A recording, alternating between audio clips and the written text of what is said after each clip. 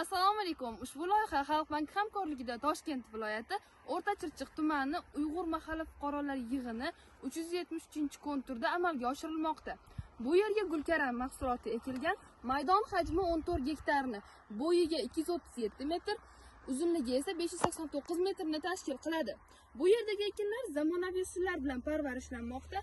Ekinlarni yetishtirish 105 kun davom etadi. Yetishtirish jarayonida sug'oriladi, tabiiy va mineral o'g'itlar bilan oziqlantiriladi.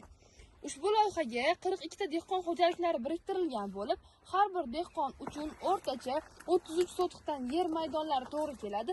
Loyihani samarali amalga oshirish uchun lider tadbirkor Jumanazarov Haydarjon tomorqa xizmati mas'uliyat cheklangan jamiyat biriktirilgan.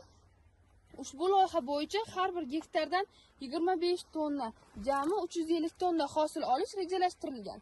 Mazkur ekin yig'ishtirib olingandan so'ng ikkinchi ekinga ham yuqori daromadli ekin turini ekish orqali yer egalarining daromadlari yanada oshirib boriladi.